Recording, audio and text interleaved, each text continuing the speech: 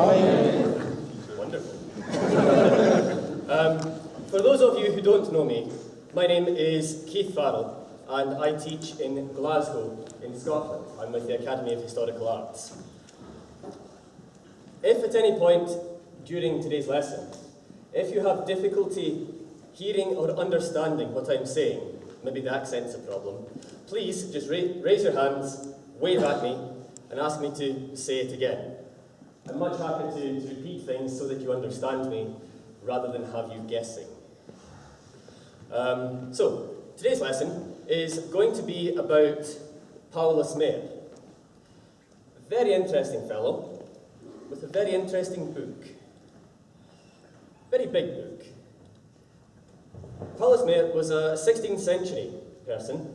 He lived in Augsburg, and in the 1540s, he commissioned a really expansive work, a really massive work, his Opus Amplissimum de Arts Athletica, so his big book of all the athletic arts.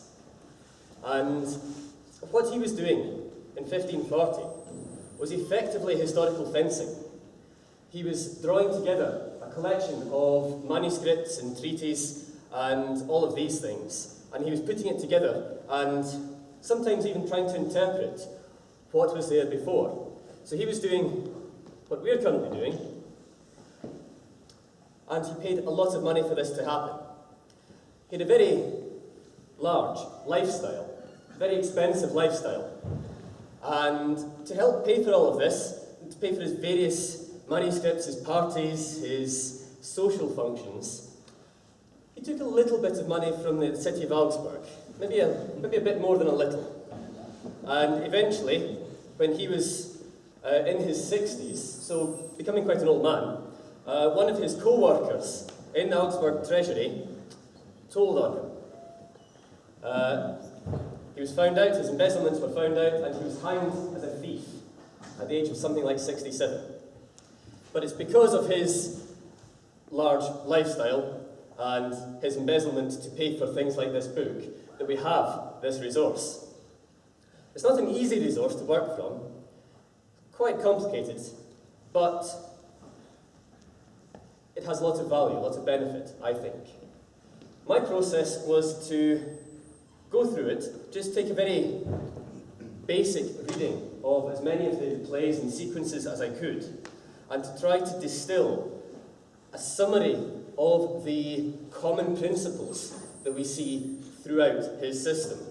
So this is going to be more of a stylistic class, how to fight using the principles that stylistically describe Paulus Mair. It's not going to be starting at play number 1 and seeing how far we can get in 2 hours, because he has somewhere like 120, 130 plays, averaging 12 to 16 movements per play. So we might get as far as 8 or 9 plays in 2 hours. So starting at number 1 is not going to be helpful. But looking at the common principles that we see throughout his book, this will give us an idea of some of the things that he thought were important. Now, he was not a fencing master in his own right, as far as we can tell, but we can tell that he was interested in fencing, that he had trained fencing, and he was certainly in touch with fencers, and he had a good collection of fencing books. So while he was not a master in his own right, and this might not be perfect historical fencing, it is nonetheless informed or educated historical fencing. It's at least a good guess at how things were done. And it's interesting to see how he did things. So he had 3 books, 3 main books that we're interested in. The first one was from Dresden, I believe, and it is written in German. He had another book that is now in the Munich library. It's all written in Latin. And he had a third book that's held here in Vienna, and it's written in both Latin and German. Primarily, this class is going to be drawing from the German book, the Dresden book, and I will be using the translation in into English from Keith Myers. So if there's any mistakes, it's not my fault. He made a very good translation. There are maybe some errors or some problems with the translation, but it's the first translation into English of that book. So if there are errors, we can forgive him. I couldn't do any better. The illustrations in the books are often very similar, but what I find interesting about them is they have a different feel to them. In the Munich book, the Latin book, they are very photographic in nature. They're very textbook in nature. The fences have straight backs, perfect posture, as if they're demonstrating for a photograph. In the Dresden book, it looks like they're actually trying to do something. So rather than presenting a strike like so, they're maybe leaning into it a bit more, as if they're trying to hit someone.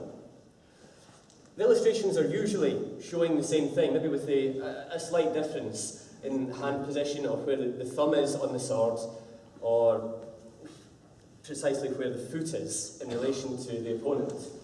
But what I find interesting is the depiction of the intent.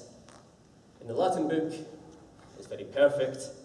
In the German book, it's very active. So as a bit of a warm-up, we're going to take a space and we're going to pretend we are the models in these two different books. So if you take a space, all you'll need for this will be a sword. In these books, we see a lot of stances like this. The weight is in the front leg, and the back leg is almost straight. It's not like yoke and Mair, where we have this kind of deep stance. In Paulus Mair, the back leg is much more straight a lot of the time. So as we do this warm-up exercise, really try and use this Paulus Mair style of stance. If you find yourself making steps like this, go down further. If you find yourself sitting like this, straighten the back leg. So, to start with, we're going to pretend we are the models in the Munich, the Latin book. We're just going to come from the shoulder, take a step, and make a cut. But make it as perfect and picturesque, as photogenic as you can. Straight back, head up, pick someone across the hall from you, use them as a target, and make a cut, as if you're illustrating for the Latin book. We try from both shoulders. We are the models for the Dresden, the German version. So we're going to make this a little bit less picturesque. We're going to do this as if we're really trying to smack someone. So put a little bit more intent into it. And if you find yourself leaning a bit further forward, that's not a problem, because that's what the Dresden version shows. So the same thing, but put a bit of welly into it. On you go.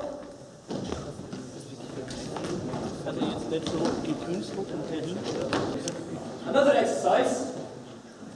This is one that I find quite useful anyway for practicing the Unterhalt. Just start feet together and the sword in this kind of neutral position in front of you. Then, coming from the left, stepping with the left foot, get the interval from the left, come back to this neutral position. Make an interval from the right, with the right step, back to the neutral position. So just kind of bouncing from side to side like this. But let's try and do this in the style of the Munich, the Latin version. So do this as picturesque as you can. So, perfect stance, perfect straight back, position it perfectly. Okay, have a go at that. Like the Dresden version, so if you want to lean into it, but do it as if you're really trying to cut someone. So your position, your stance might change a little. That's fine. But do this as if you're trying to cut someone with each rising cut. On you go. Okay. Thank you. I quite like these little exercises as a short warm-up to get the blood moving. And just because it's practice the body control and the muscular control necessary to maintain a good posture, a good stance, and to be able to maintain a straight back. If you can do this, and you can also lean when required, if you have the control to do either or both, that's a good thing. If you only ever practice reaching out to try and hit someone, then you're never learning the body control to keep yourself in a good position. So I quite like training this in both styles with the perfect position and with the intent position as if I'm trying to hit something. It's a good exercise. So now, we're going to move into looking at first of the sequences that I find interesting. So for this, you'll want a mask, and in terms of gloves, just thin gloves will do the trick. The overhaul. And it's similar to something we see a lot in the earlier sources. It starts off maybe a little bit more differently than usual. The attacker does not start off here. The attacker starts off like this, with the right foot forward, with the sword slightly to the side, and above the head. And the way we're attacking is just to kind of lunge forward and make an attack, a swift attack to the head. What we are not doing is this thing, this kind of lazy right leg long tag thing that pollutes a lot of tournaments. This is not what we're looking for. We're looking for this position. To be here, you can be lazy, your stance does not have to be good. My hips are just being lazy. To be here and ready to lunge and cut, you have to turn a little bit, to chamber your hips ready to explode out with a fast cut to the top of the head. So that's what the attacker is doing. You must. Yes, please. We're going to do this as a drill with 3 steps. The first step is the most important. The first step is simply the attacker making the first attack. If you do this wrong, if you do not give a proper attack, the defender does not need to defend properly, which makes the whole thing a waste of time. So with step 1 of the drill, make this a really good, meaningful attack. I'm not saying hit really, really hard. That's not quite right. Just make it a good attack that means he has to defend himself. So step 1, if I'm attacking for a moment, if you can be just here on your shoulder as usual.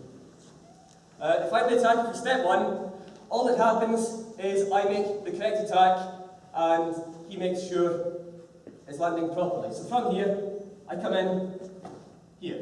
My attack is to the kind of forehead, to the crown of the head area. So that's step 1. Just from here, lunge in, cut. Step 2 is the parry. We're not immediately going into the winding action, we're just making sure we make a secure defense. If the defense is not secure, it's shit. Make a secure defense. So if you're the attacker now, so right leg forward, there we are. I'm the defender. Jeff comes into my head. Step 1. Okay, step 2, same thing again. I make a parry. Doesn't really matter how you do this, just put the sword in the way, make sure you defend yourself, and I want you to be right leg forward at the end of the parry. So if you want to step forward, that's fine. If you want to step back, that's fine. If you want to step out to the side, that's fine. Not a problem. Just make a good parry against the attack. So, step 1, Jeff hits. Yes, step 2, I make a good parry because he's giving me a good attack. Step 3, I make the counter attack. It's almost like that, except I push the point over here and then snap the short edge into the ear. So it's almost like it's on art, almost, instead of just smack him in the ear with your short edge. So step 1, attacker, land the hit. Step 2, defender, make the parry, make it good. Step 3, defender makes the parry and makes the wind with a short edge snap to the ear. Please do this step 1, step 2, step 3. 1, 2, 3. 1, 2, 3. Make sure step 1 is always honest, that the attack is good. Please take a partner, someone you do not normally know and train with. Find a new friend.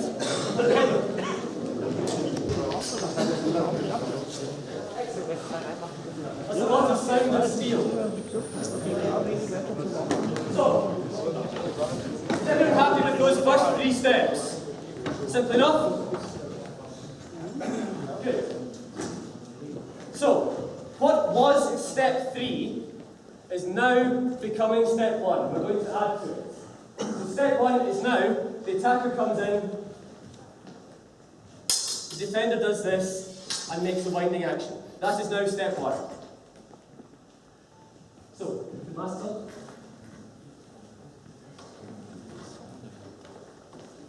So, step 1. I still make sure I'm doing this correctly. Step 2, it's now his turn to parry. So when I do the wind, and I come in for this bit, he just pushes it across to the side. Okay? So step 2. Okay? And step 3, I make another attack. Here, I bring my back leg, step off in this direction, not forwards, and not directly to the side, but diagonally forwards. My blade stays in contact in the bind, and I come through a hanging position, a hanging guard. What is now my back foot pivots, and I come out with a shackle haul straight down onto the crown. So, step 1. Step 1 lands a hit.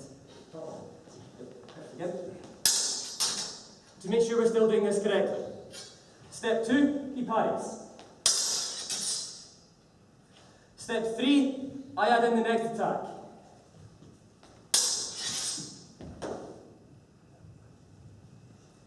Okay, step 3 again, watch the feet. Ignore the hands, just watch the feet.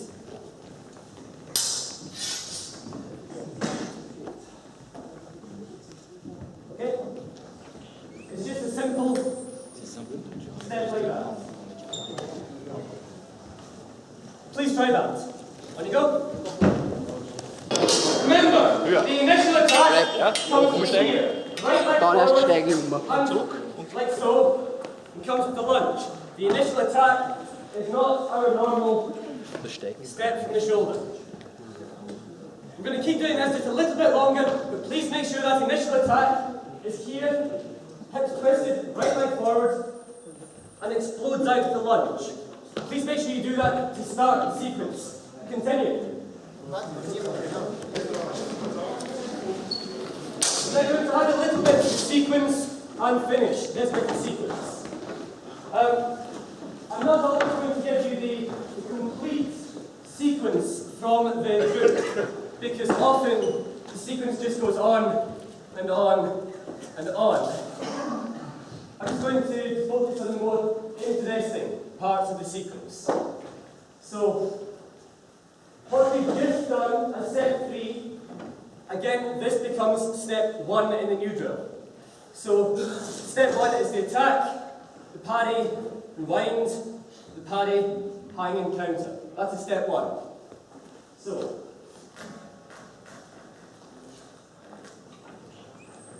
step 1, the attack, the parry. That's step 1. Step 2, he parries, again. Okay. Step 3, this is interesting. I'm told to make a chrome paw and cut him in the mouth. a little bit difficult, and he's just carried my swords over here. This is difficult to make a crumpler. So what I do is from here, I dip my tip, coming almost through a right crossed arms hanging point, and make a mullinet, like this. So I come on top of his blade, with my back leg, step diagonally off in this direction, and give him a crow paw through the mouth. That gives me options. If I'm in the middle of doing this, and he starts to bring his blade towards me, I can just croak it down, and into the mouth. If he doesn't bring his blade back towards me, I can just cut him straight in the mouth and save time. So, step 1.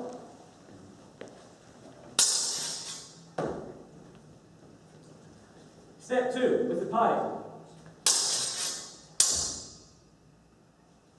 Step 3, with the crumpler. Here. And I can bat it down and escape. So that's it.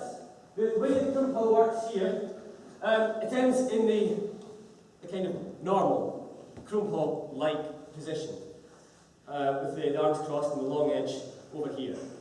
So when I come round and you carry me across, at the end of step 2, here we are, I dip my tip, make a hanging guard on the other side, make a mullinet, all on this side over here, coming from this side to this side. My long edge is facing him, and I step and cut in the mouth. And I can then keep myself safe and escape. So step 1, everything we just said before. Step 2, add another parry. Step 3, make your crow paw and cut the mouth around the parry. Okay, so please add that in. Please practice that.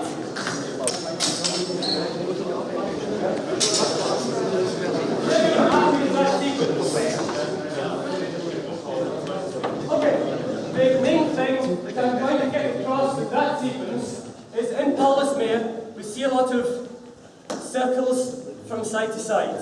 He makes lots of circles, a lot of things that are kind of like mullinets. That's just stylistically a feature of his system.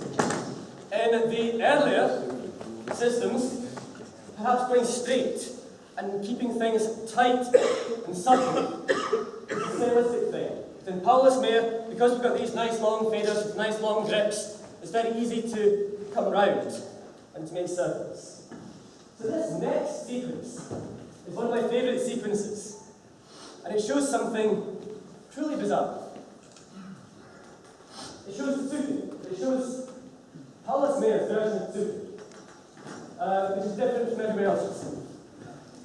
In Dreynschlag, the Tsukin is when you're parried here, you just tug it round and strike to the other side. Nice and simple. In some of the other glosses, the Tsukin is you pull it round and you thrust it on the other side.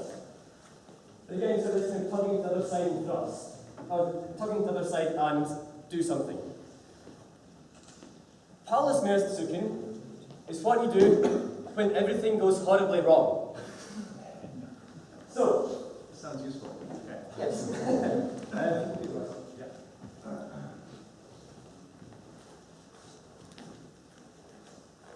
Paulus Mair uses the right ox, this cross-hand ox, a lot. And he uses it quite tactically to provoke some kind of response from another person. So, we both start left side forward. The defender is going to start just here in the shoulder, and I'm going to start off in a right ox. What I do is I step diagonally out with my back leg, and I poke him in the face. That's step 1. Make sure it's accurate. This does not provoke a response. At least not a very correct response. Not a helpful response. So make sure this is accurate. Start here, step out to the side, and you're still trying to poke him in the face. I'm not stepping directly forward because this makes my body kind of off balance. This isn't good. I step out here so that I'm in perfect balance. Here we are, and I stab him in the face. That's step 1. Step 2. he does a chrome paw to set aside my thrust, and he ends with his right foot forward. I don't care how you do your chrome paw or how you displace the sword, just beat it out to this side. So here we are, step 2. Okay, cool. Step 3. Now I do tsuku. It's very easy to come out of an ox position with the moulinet when you're parried to your outside. That's easy. The same thing here. That's easy. When you're parried down and to your inside like this, it's much more difficult to come out with the moulinet. Very impractical. We don't really have many options. I mean, if you just kind of parry straight across, if you just kind of push it across like that, I have the option to do it vexel and start them again. But if he crumps down as well as out, my ability to do it vexel is somewhat reduced. He can just stop me. So, I do tsuku, I yank to half sword. So here is step 3. Here we are.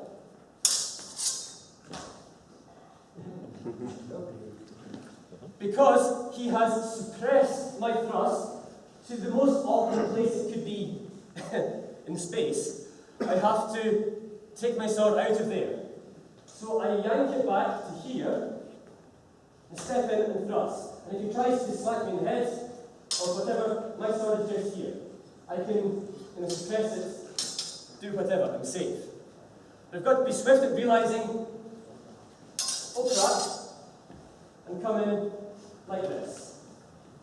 If his blade is low, so he comes in his blade is low, obviously this is a poor option for the half sword. He can smack me. Likewise, if he doesn't really crump down very much, if your blade is still kind of high, here, obviously this is not too helpful either. So when you yank back to half sword, make sure your blade is between you and his blade. This might depend on the relative size of the people, where you are in relation to each other, all of this kind of thing. So, step 1. I simply step out and land my hit. I give him something to deal with. Step 2. He crumps it down to the side. And he comes to right leg forward. Okay? And step 3, I deal with this by tsuking to half sword. I oppose my half sword to his blade and come in with half sword to the face. Nice and simple. So, please take a new partner, someone you have not trained with, preferably someone from a different group. Make a new friend. Come from here to half sword. You've also got to be able to go back to normal sword if required. So, what we've just done is going to become step 1. As before.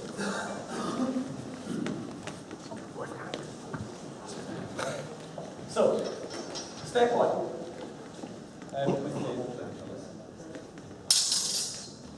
Here we are. That's step 1.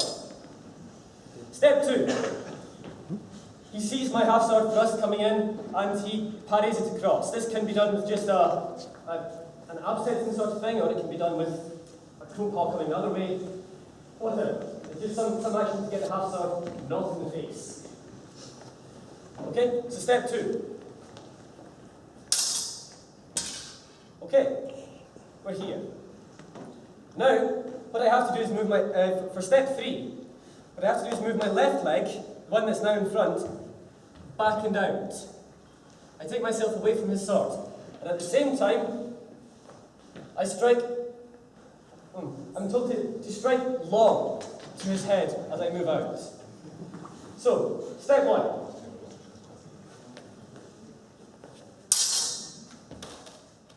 Step 2, with the parry. Okay? And step 3, with the exit strike. Here we are. So, in terms of what I'm doing with my feet, just watch the feet this time. Step 3.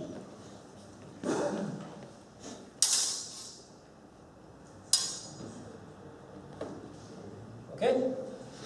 So I step this way for step 1, and then come into the half sword. I then push further out for step 3. And I end up in this long position here with this leg straight, striking to the head. So you've got to be able to take your hand off the pommel and bring it to the blade, but if that's parried, it's not very good to try and push against it. It's much easier just to come round and escape under a long cut. So, that's new step 1, 2, 3. Please try that. There's another couple of paragraphs about what happens next. It's not just we tack back and forth with each other and stuff happens. So, we're going to move on to the next sequence. What this one was teaching was it's very important to have the ability to let go of the sword and take it again at another point, but also to be able to come back to the original position. So if we can move between the types of a normal sword and half sword, or half blade, as Mair calls it, that's a very useful skill to have. So one thing you can take away in practice is make a cut, make a half sword, make another cut. And on the other side, make a cut, make a half sword, taking the dominant hand off, and make another cut. That's much more difficult, but it's good for your dexterity, for your coordination, and your ability to handle your sword. Just a useful drill. So we're going to look at another sequence, again using the suku. So, hang on. Make sure you remember what's happening here. Yes, you will need a mask.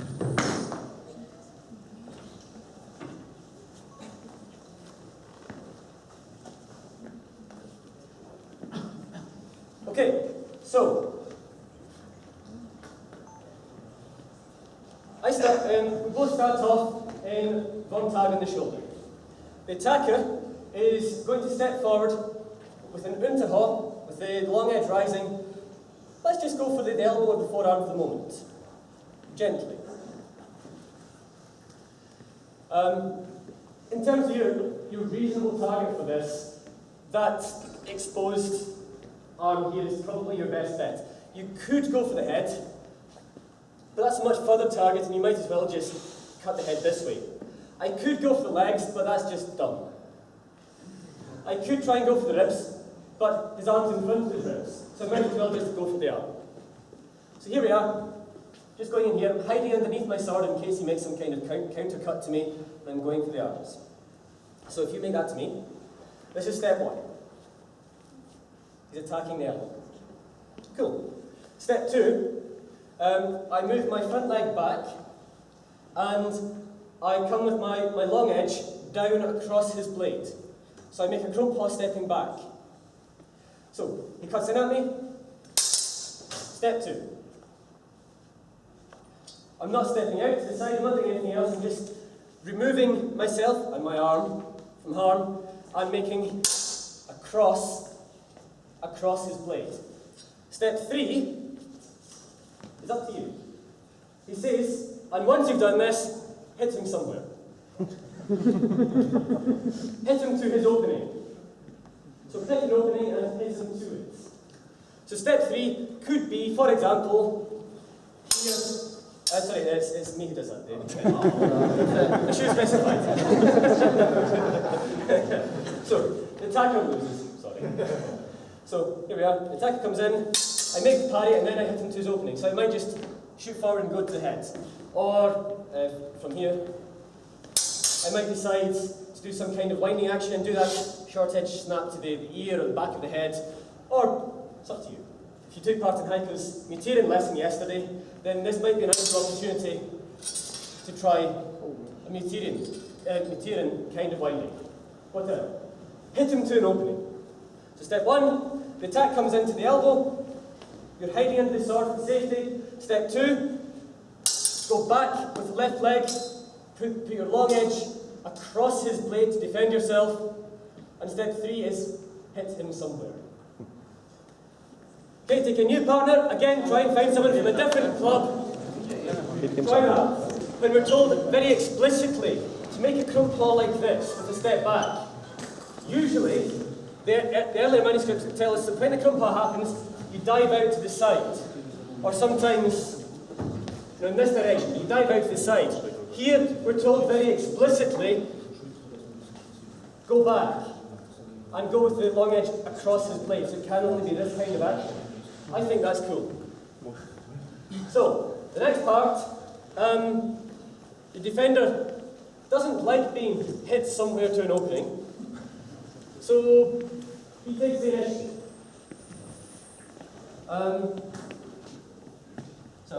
I'll be the attacker for this one. Okay. So step one is almost just what we did.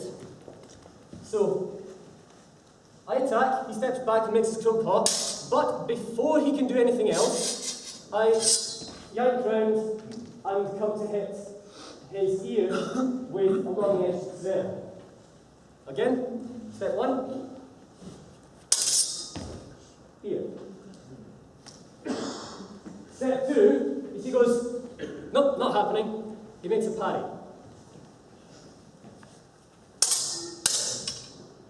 Okay. Step three.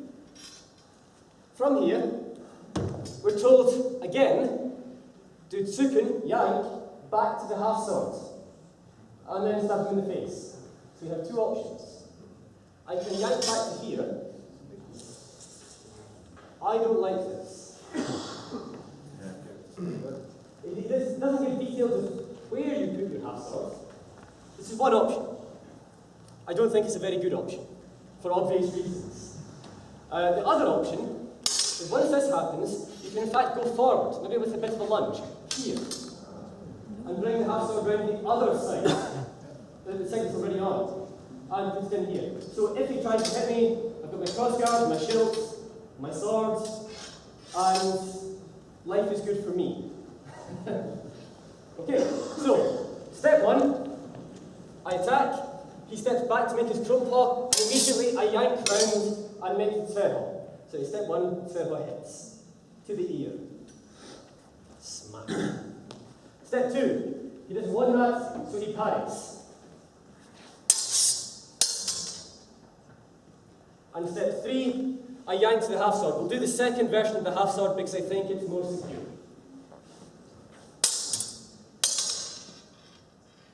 Lunge, grab, turn it to the face. Step three again.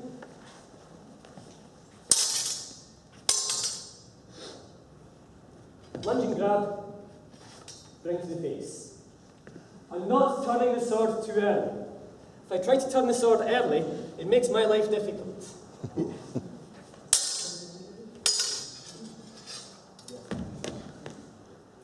Don't turn the sword too early. Come to the half sword first. Here. At the very least, you can no longer do anything to me because I'm behind my sword. And then, whilst he's thinking, ah crap, what do I do now? I can bring it in. Maybe I go too far. It's going to be very difficult for me to pull this back and thrust. That's fine. We'll just smack him in the ear again anyway. The thrust in the face is ideal, but whatever works. Come round to the Svedlaw. When he parries, yank to the half sword, and then do something to his head. Okay? Try that. And again, an example of tsuken to half sword. When you come into a position that's not great, I mean, sure, from this position, when he parries, I could slam round with another one of these, whatever. But from this cross-wrist position, you can yank to half sword. And this is a tsuken which appears a lot in Paulus Mair. I think that's interesting. So, we're going to look at another one. This is a very peculiar sequence, and we see this as well in the Codex Wallenstein. Paulus Mair drew quite a lot from the Codex Wallenstein. he possessed a copy of it, he possessed the copy of it. And if you look at the Codex Wallenstein, it has his name on one of the front few pages.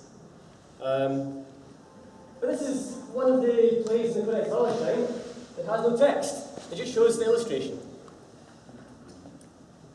Paulus Mair put text to it. He might have known what the text was supposed to be, or he might just have done historical fencing and made it up. But it's difficult. So if you can stand in a plough, don't need the mask on. You don't, doesn't matter. I'm going to put the mask on.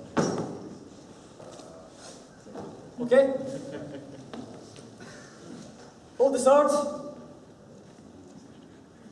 under your left armpit and cup the pommel. This is my position. Okay? He's in a plough and he is going to thrust at me to the face.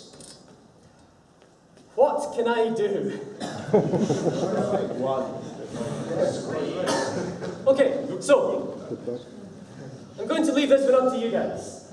I'll show you in a moment what Paulus Mair says about it. But just to start with, try it. See what you can do, see what you can't do. Can you turn around again? Yeah, we can just show. Of course. So you take the sword, your dominant hand, put it under your other armpit, and then just cup the pommel. Just here. So it's peculiar. In the manuscript, we see the position with the sword coming up at the back of the line. Yeah. So here. It's not too vertical, it's not horizontal either, it's up to the bit of an angle. It's just this kind of cool, relaxed position. Okay, what are you going to do? Okay? Find a lot of options. What is it about? We can find a few options, but not very many. Hands up if you found any excellent options. Again, not very many options. This plate in Wallerstein really doesn't show very much. If you can take that position. In Wallerstein, what we see is this. This is what the Wallerstein plate shows. But obviously this isn't very good for thrusting. This is also what the Mair plate shows. But what's very peculiar is he starts off his play with this guy. He makes an attack, he parries, I come round, that parries, I wind against him, he parries. And then it says, the change control shifts. And if he does this to you and stabs you towards your face, and if you're right leg forward, and have your sword underneath your left shoulder like that, so either that final parry is done like this,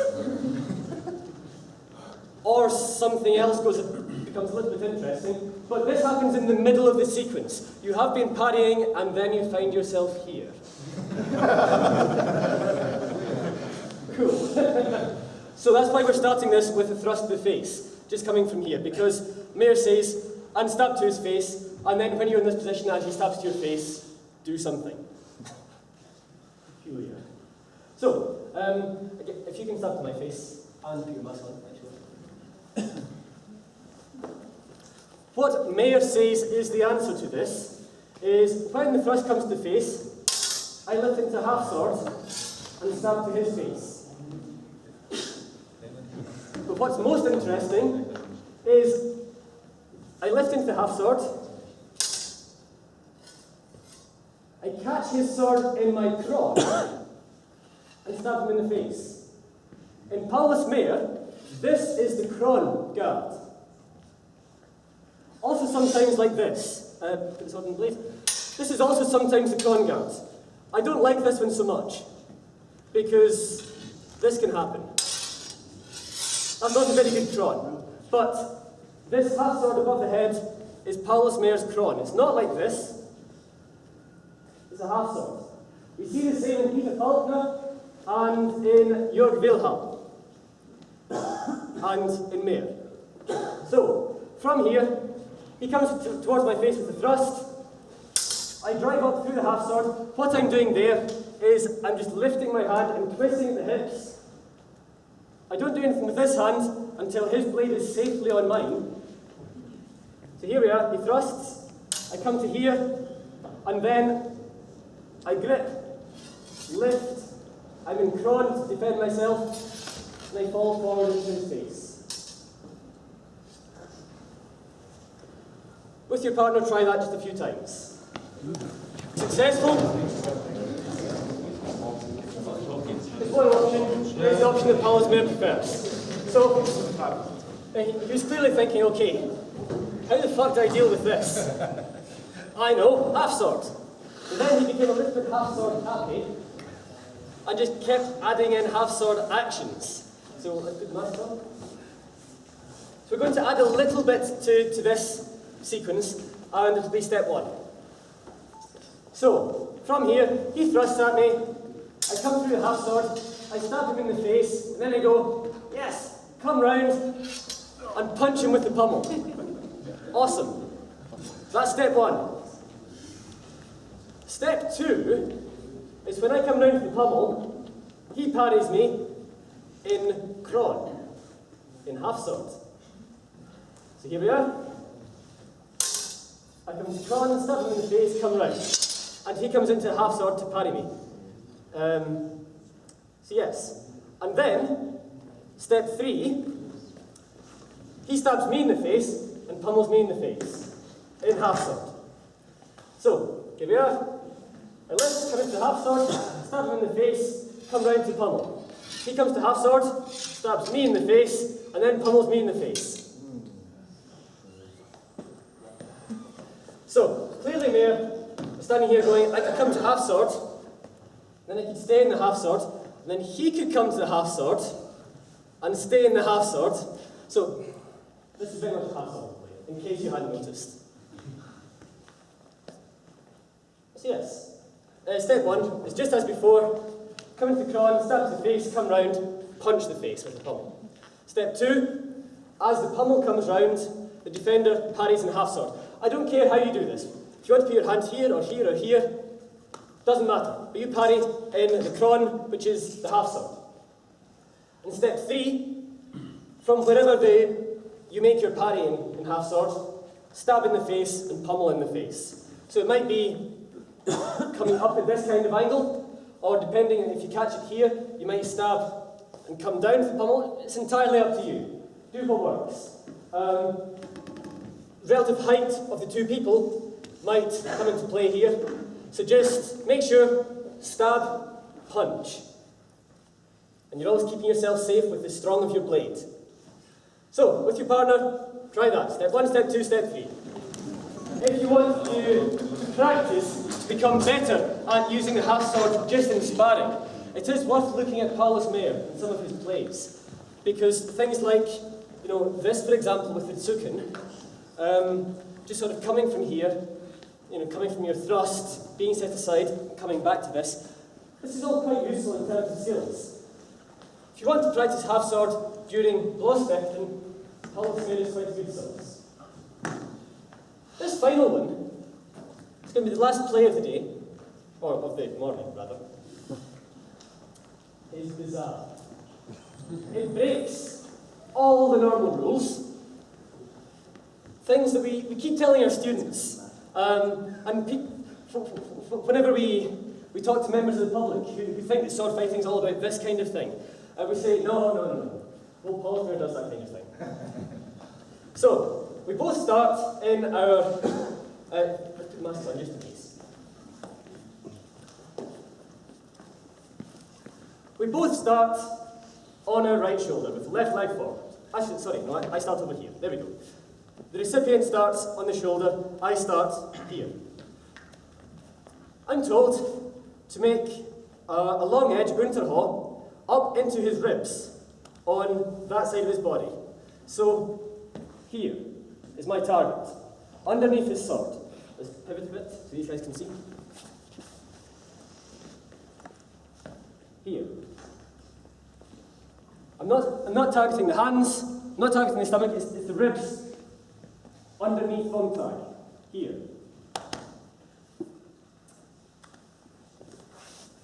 And then, what I do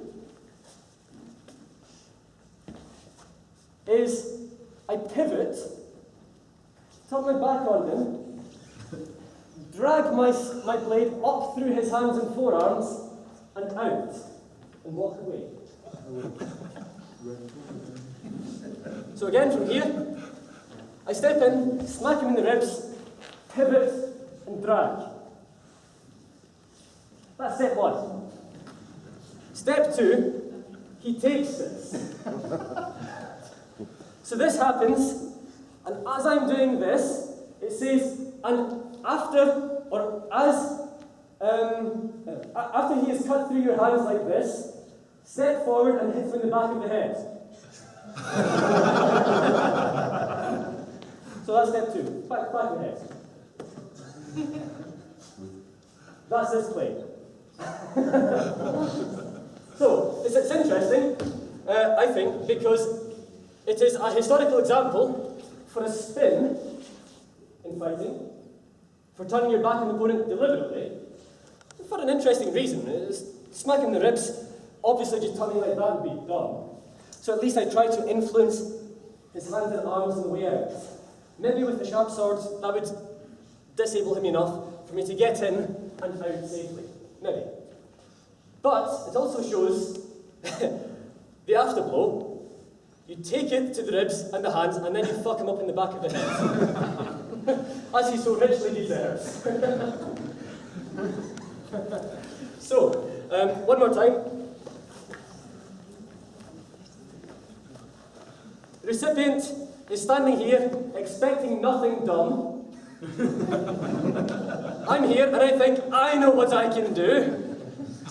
So I step in, cut to the ribs underneath thumb tag, pivot, drag through the hands.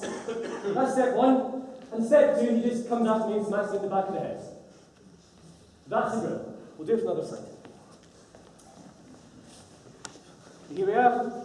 Strike to the ribs, through the hands, drag out the pivot, back of the head. But that's not the whole of the sequence. After you do that to him, and after he hits you in the back of the head, you turn round and you exchange another 5 or 6 blows with each other.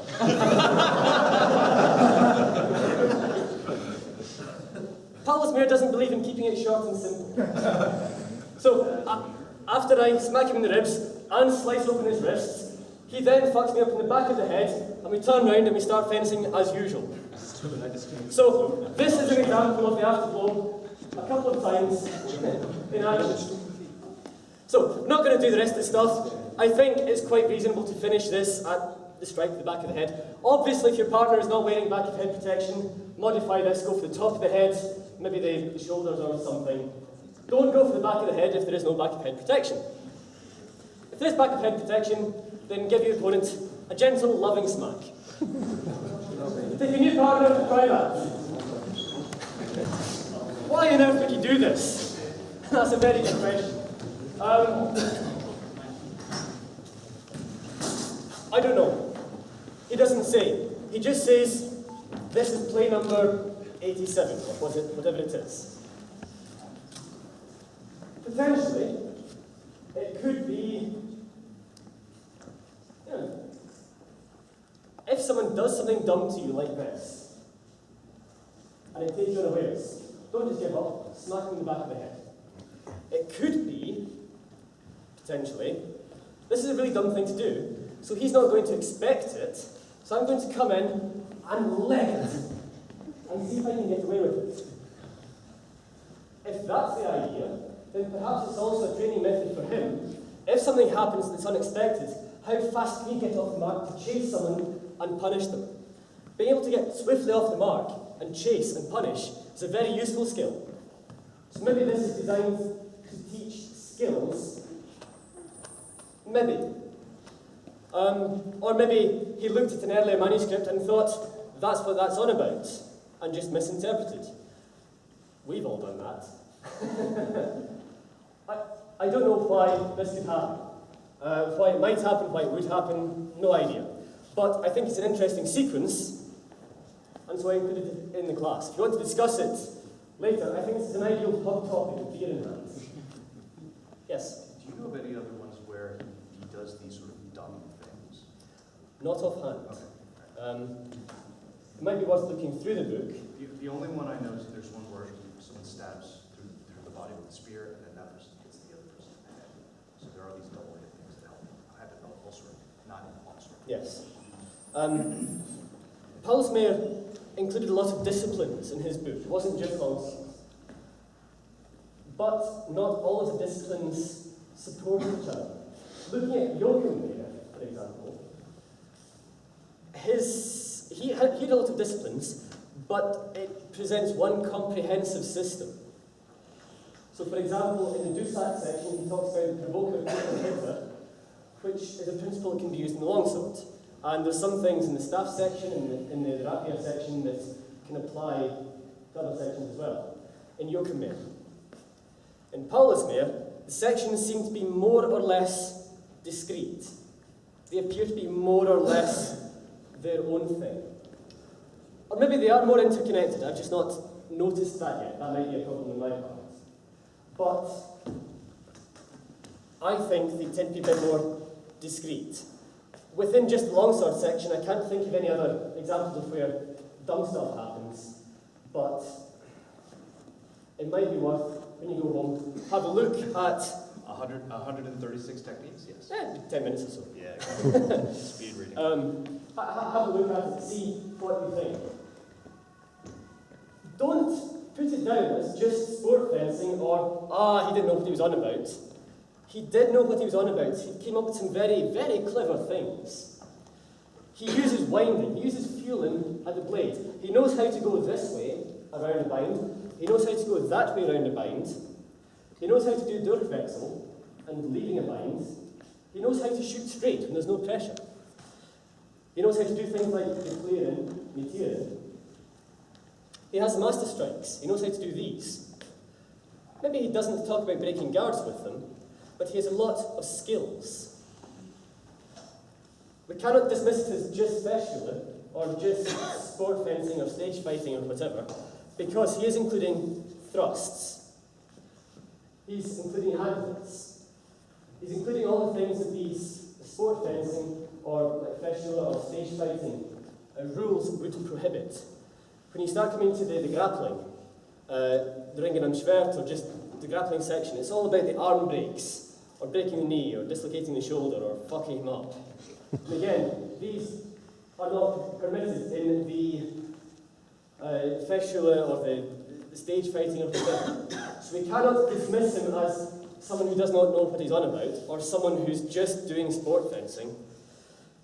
We have to assume that there's some kind of purpose, or some kind of logic behind it. Even if it seems very peculiar, and a lot of it does seem very peculiar,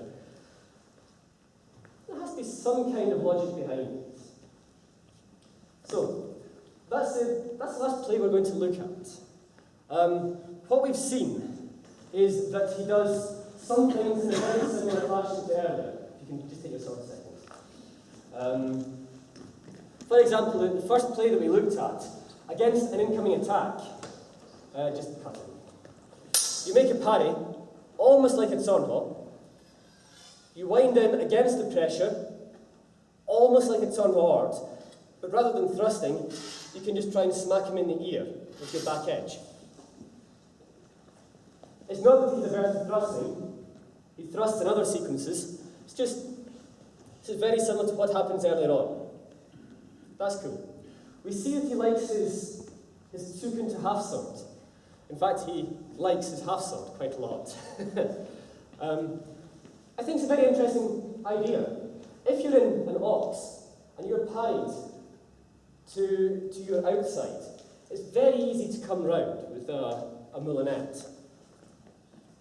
In fact, what we see an awful lot is today, is people striking to here, they sort of come vaguely to ox-ish, hanging guards-ish thing, and come straight round. And they rely on the incoming parry to push the ox to the outside, so that they can come round swiftly. That's an excellent technique, but that's really easy. It becomes much more difficult when, instead of being parried to your outside, you're parried to your inside, and especially when you're parried inside and down, and especially here, you have very few options here. So being able to do this is a very useful skill. Even if you cannot pull off the whole action, or even a useful action afterwards, the next step in being able to handle your sword well and skillfully is to be able to pull your left hand off at will and to go to half sword. And then, of course, when something happens or goes wrong, be able to come back to here.